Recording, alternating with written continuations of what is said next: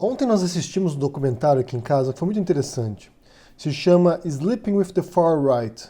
É um documentário preparado pela TV britânica Channel 4. E nesse documentário, uma repórter ela vai passar uma semana morando com a personalidade mais extremista de direita do Reino Unido. É alguém que é anti-imigrante, anti-islâmico, racista, homofóbico, que quer preservar os valores tradicionais cristãos do Ocidente. Bem, o típico perfil da extrema-direita no mundo, né? Que não é apenas no Brasil que tem isso, não. Em vários países tem esse movimento agora, é algo que tem crescido, é algo assustador, porque são pessoas extremamente intolerantes e que defendem valores pavorosos. Ao longo desse documentário, uma coisa que você percebe num ponto específico ali é a vitimização. O que leva alguém a ser um extremista de direita? E as pesquisas sobre isso já apontam também isso, que há um ressentimento. É uma classe de pessoas que se sentem vítimas do multiculturalismo, da diversidade religiosa, da diversidade étnica, da ascensão de minorias. Então elas pensam que os seus privilégios, a sua vida está sendo atacada, seus valores estão sendo atacados e eles precisam preservar isso a qualquer custo, mesmo que seja através da expulsão dessas pessoas, da perseguição dessas pessoas, da eliminação dessas pessoas do mundo. É assim que boa parte da extrema-direita no mundo opera, através dessa vitimização de uma classe, alimentando medos, alimentando ódio e forçando essas pessoas a uma tomada de atitudes para levar uma mudança, mesmo se isso levar a um regime autoritário, repressivo e que persiga pessoas. Um dos argumentos que eles utilizam, por exemplo, é do genocídio branco, de que a mistura de raças, a mistura de etnias, levará a longo prazo à extinção da raça branca.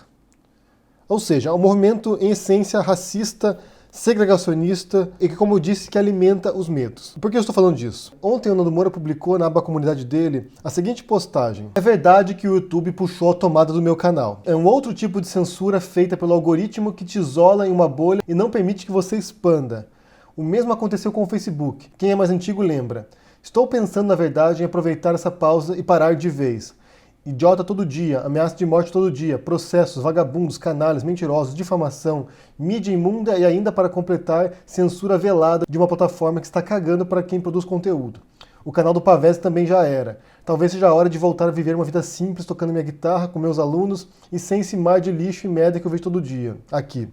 Se eu não voltar, me despeço por aqui daqueles que estiveram comigo. Eu já expliquei para vocês anteriormente como funciona a estratégia do Nando Moura, do Olavo de Carvalho, do próprio Bolsonaro também, de outros influenciadores de extrema-direita no Brasil. O que eles fazem?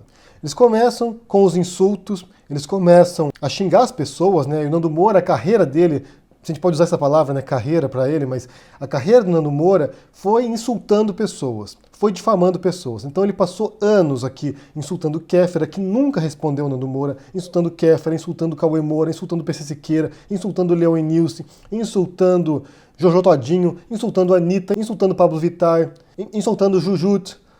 Ou seja, ele passou a vida inteira, a carreira dele no YouTube é insultando e difamando pessoas. Tico Santa Cruz, por exemplo, Jean Willis, que ele foi processado pelos dois e perdeu o processo por esses dois por difamação. Primeira etapa da estratégia deles: insultar as pessoas, atacar as pessoas, desmoralizar as pessoas, tentar desmoralizar, difamar, ou seja, criar uma imagem negativa das pessoas a quem ele se opõe. O Olavo de Carvalho faz a mesma coisa também. Se você acompanha os vídeos do Olavo de Carvalho ou os textos do Olavo de Carvalho, sempre está insultando alguém ou difamando alguém.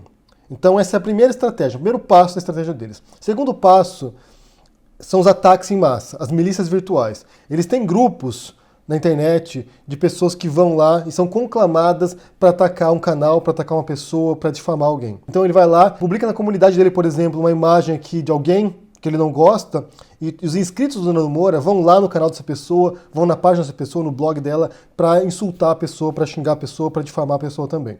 Então, assim, primeira etapa, insultos, difamação. Segunda etapa, ataques virtuais. Mandar milícia, mandar tropa para atacar alguém. Tem até um motoclube, né, que era conhecido do Nando Moura, que era esse grupo de pessoas que ele enviava para fazer esses ataques. Terceira etapa, se não funcionou as duas primeiras, são os processos, ou ameaça de processo. Então ele vai aqui no canal dele, ameaça processar alguém, ou realmente processa alguém, na tentativa de silenciar essas pessoas. Porque quando ele ataca a pessoa e alguém reage, e alguém vai lá e o confronta, aí ele se faz de vítima, aí ele se faz de coitado. Ah, estão me atacando. E daí ele vai lá e processa alguém ou ameaça processar. E quando isso não funciona, agora a gente entrou numa outra etapa que eu não tinha previsto, mas que parece que está agora ocorrendo em diferentes níveis também. Não apenas com o Nando, mas com o Olavo também, e com o próprio Bolsonaro. e a família do Bolsonaro, que é essa vitimização, que na verdade é o começo da cadeia, né? Eles começam esse processo de atacar os outros, de difamar os outros, porque eles se sentem vítimas. E agora, no final do ciclo, retornam ao começo, se fazem de vítima de novo. Então essa publicação do Nando Moura aqui é uma vitimização. Ele, homem branco, hétero, cristão, é vítima, é segregado, é discriminado. As esquerdas, os canalhas, os vagabundos estão atacando o coitadinho do Nando Moura, a vítima. Ele, que criou a carreira dele, como te viu, através de insultos, xingamento, difamação, agora é o coitado, agora é a vítima. Atacou todo mundo que poderia imaginar, Felipe Neto, Clayson, a mim, todo mundo que ele pôde atacar, ele atacou, agora ele é o coitado, ele é a vítima. Gente, estou sendo atacado aqui, vou desistir, porque estou cansado de ser alvo. O que eu penso primeiro, isso aqui é drama. É um draminha do Nando Moura. Quer se fazer de coitado, assim as pessoas vão lá, comentam: não vai embora, Nando, volte, a gente precisa de você, você é o nosso herói, você é o nosso templário, o cruzado que vai salvar a cristandade. Daí ele volta cheio de glória, né? Carregado nos braços do povo. É drama isso aqui é drama. Ele se fazendo de vítima para que fortaleça a luta dele, né? Essa luta, essa cruzada moral dele pelos valores tradicionais cristãos do homem branco. A vítima da sociedade. O perseguido. Mas supondo que seja verdade, supondo que ele realmente vai se afastar do YouTube, que não vai acontecer isso aí, provavelmente não vai acontecer, supondo que ele fará isso. Por que ele faria isso? As razões que ele expõe aqui não são as razões verdadeiras. O que ele quer fazer é se afastar de um pepino que ele mesmo ajudou a criar. Ele ajudou a criar um monstro. Ele e o Olavo de Carvalho e outros influenciadores são um dos pilares que ajudaram a eleger o Bolsonaro. E agora, como é que o Nando Moura justifica as merdas desse governo? Eu suponho que muitos inscritos dele estão indignados com certas coisas que ocorrem no governo. Devem ir lá e cobrar o Nando. Nando, explica isso aqui agora. Como é que você explica? Eu, aluno universitário, agora minha universidade vai fechar. Minha universidade não tem dinheiro mais. Como é que ele vai explicar isso para um inscrito dele? Como é que ele pode vir aqui justificar os absurdos do governo do Bolsonaro? Esse governo de incompetentes, de pessoas inexperientes, de pessoas que não sabem o que fazem. Como o Nando também não sabe o que faz. Como também o Olavo não sabe o que faz. São pessoas que não entendem de política, que não entendem de nada. E vêm aqui e criaram um monstro. Criar um governo de incompetentes, de inúteis, que não sabem o que fazem. Como é que ele vai justificar isso? Como é que ele vai se responsabilizar por esse erro catastrófico? Porque uma coisa que a extrema-direita não sabe fazer é reconhecer erro, é reconhecer a sua estupidez. Inclusive, é uma frase do Trump isso. Nunca se defenda.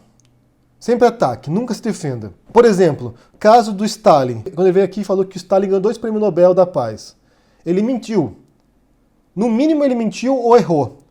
E o que ele faz? Ele não vem reconhecer o erro aqui. Ele não vem falar: gente, desculpa, eu errei, eu li equivocadamente o texto, ou eu me equivoquei, errei. Não, ele vem aqui, ele dá um laço e fala assim: não, na verdade, o Stalin ganhou a indicação ao prêmio Nobel 2 vezes. E não é verdade, continua sendo mentira, continua sendo um erro, mas eles não se corrigem. Então você tem um grupo que é incapaz de reconhecer o erro, é incapaz de reconhecer que botaram no governo um governo de incompetentes, de pessoas inúteis, de patetas, sem nenhum tipo de experiência de gestão pública, sem nenhum tipo de experiência administrativa, de executivo, que não sabem o que fazer, que não tem projeto. Porque uma coisa é muito fácil você atacar as pessoas, é muito fácil você insultar as pessoas, é muito fácil você difamar as pessoas, é muito fácil você querer destruir um governo, mas é muito difícil você ter um projeto de país.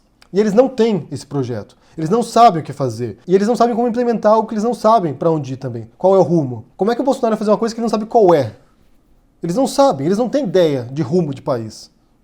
Eles querem recuperar valores tradicionais, mas eles não sabem como fazer isso. E nesse processo eles estão destruindo um monte de coisas. Meio ambiente, a educação, a saúde. Os médicos cubanos foram embora, até agora tem regiões que estão sem médicos, graças a uma medida puramente ideológica desse governo. Como é que o Nando Moura vai defender isso? Como é que ele vai defender a destruição da educação agora no Brasil? Então, supondo que seja verdade, isso aí é uma saída estratégica do Nando. E demonstra também que ele não se importa com os inscritos dele. Ele já veio aqui, já ganhou dinheiro com o YouTube, já ficou rico, segundo ele, lançando cursos de assuntos que ele não domina, que ele não sabe. Se você olhar a bibliografia do curso dele, do Masterclass dele, que ele deu alguns anos atrás aí, Masterclass de política, de guitarra, de sociologia, de teologia, sei lá, de tudo que você pode imaginar. Se você olhar a bibliografia, os livros que ele recomenda nesse curso, você não imagina como alguém é estúpido bastante para pagar para fazer esse curso. São livros revisionistas, são livros sem nenhum tipo de critério científico, sem nenhum tipo de reconhecimento acadêmico, sem nenhum tipo de credibilidade. Ele vai lá e utiliza uma série de referências que não tem nenhum valor teórico, nenhum valor conceitual, nenhum valor de conhecimento. E pessoas pagaram R$1.000 para fazer um curso com alguém que não é especialista em nada, que não sabe do que fala. Então tem alguém aqui que enriqueceu explorando a burrice humana, que enriqueceu manipulando os inscritos dele, enriqueceu explorando o medo e o ódio das pessoas. Porque o Bolsonaro não ganhou porque ele era um bom político. O Bolsonaro não ganhou porque ele era alguém que tinha um projeto bom de país. Ele ganhou porque exploraram os medos das pessoas. O medo do diferente, o medo dos gays, a intolerância das pessoas. Eles exploraram o medo e o ódio das pessoas. Se o Nando Moura tem 3 milhões de inscritos aqui ou mais, é porque ele explorou o medo e o ódio das pessoas. Ele explorou o ódio que as pessoas tinham do Cauê Moura, do Felipe Neto, da Anitta, do Pablo Vittar, da Kéfera. Ele reuniu em torno dele pessoas com ódio. E agora ele é a vítima. E agora ele quer se retirar do YouTube porque ele é a vítima. Meu Deus, me odeiam esses canalhas, vagabundos.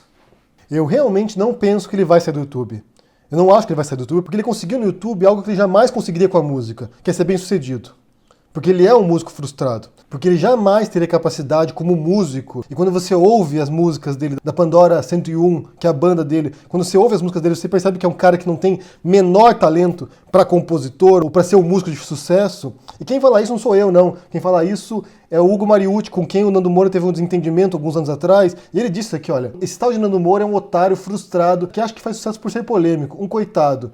Escreve uma música famosa, amigão, porque você, além de tudo, é mão de alface e não toca nada. O Hugo Mariucci é um dos maiores guitarristas do Brasil. Então ele encontrou no YouTube um modo de fazer dinheiro e de fazer sucesso que ele jamais faria como músico, que ele jamais faria como guitarrista. E é por isso que ele não vai largar o osso.